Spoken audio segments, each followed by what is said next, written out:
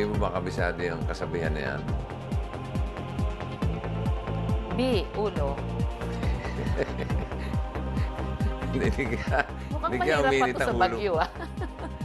Pero ka naman, hindi pala mahina itong bagyong ito. Malakas. Parang mga 250 km per hour. Walang matigas na tinapay sa mainit na Kape.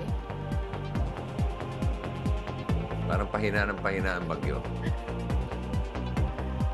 Nakakatatlong sagot na po kayo. Anong gusto niyong sagot? C, kape. Is that your final answer? Final answer. Nako! Walang matigas sa tinapay sa mainit na panahon. Parang hindi naman bagay, ano? Lalo na yung mainit na ulo. Yung mainit na kanin, ano naman gagawin mo sa tinapay na palaman? Kanin.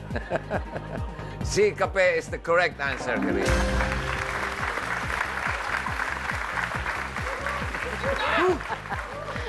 Oo.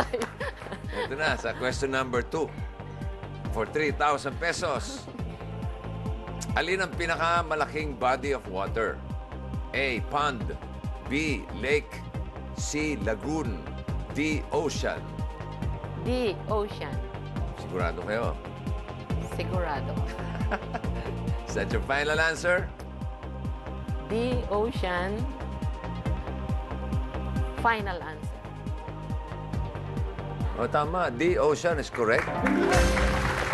Very good.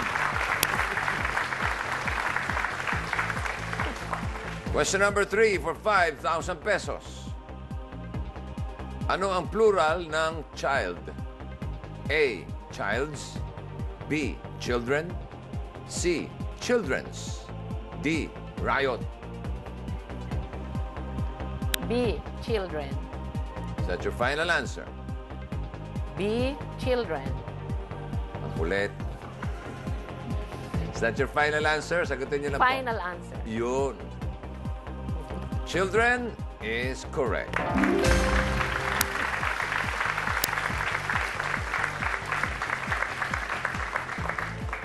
Pangapat na tanong for 10,000 pesos.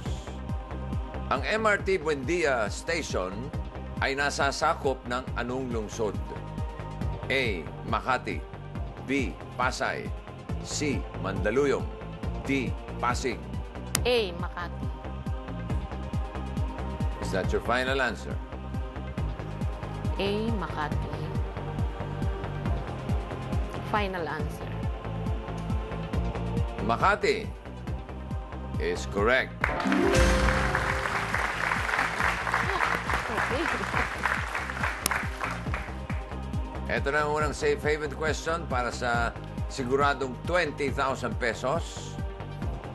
Anong libro ang tinitignan upang malaman ang kahulugan ng isang salita? A, recipe book. B, menu. C, dictionary. D, phone book. C, dictionary. Is that your final answer? Yes, final answer. Sigurado na ang 20,000 pesos. Karina?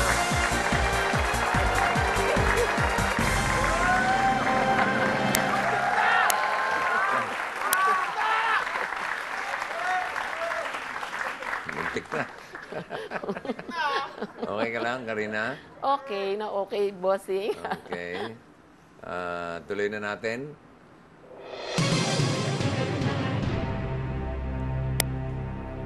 Question number 6 for 35,000 pesos. Anong klaseng hayop ang partridge? A, ibon. B, pagong. C, unggoy. D, usa. Can I have the... Gusto niyo mong gumamit ng lifeline? Yeah. Anong lifeline ang gusto mong gamitin?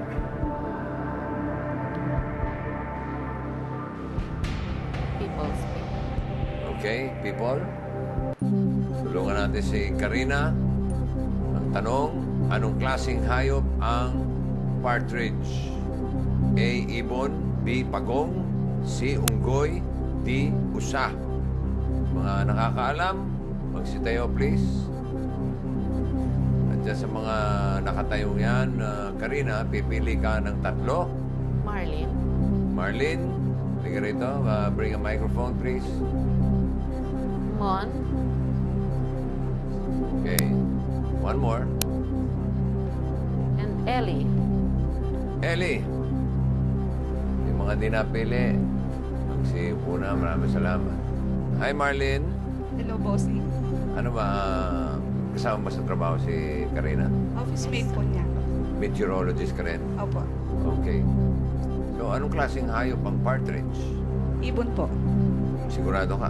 Opo. Bakit? Dahil po doon sa kanta na and a partridge in a pear tree. Partridge in a pear tree. So, nakahapon siya sa ibon. So, yun po ang iniisip ko. Yung kantang yun. Okay. Mon, Hi, bossing. saan ka naman nagtatrabaho? Diwal Young Academy. Diwal Young Academy. School. Ano ka? I'm a teacher. You're a teacher. Ano tinuturo mo? High school English and social studies. Okay. Anong klaseng hayop ang partridge? A. Ibon. Alam mo rin yan. I can remember nung high school, nabasa ko siya sa isang encyclopedia. Partridge, ibon. Kindang ibon. Okay. Si Ellie, alam mo ba yung partridge? Yes, bossing. What is a partridge? Ibon, bossing. Ibon din. Kasi Ano itsura ng partridge kung talagang alam mo? ibon.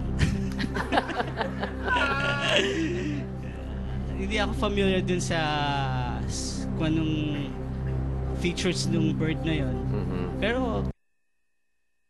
kanta nga nung katulad ng sabi niya na in a partridge in a pear tree, mukhang yun lang ang kakasya dun sa Christmas tree. Hindi kakasya yung pagong, unggoy at saka usa.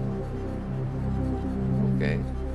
So, Karina, maniniwala ka ba sa kanilang tatlo? Dahil nagkakaisa naman sila na ibon daw ang partridge.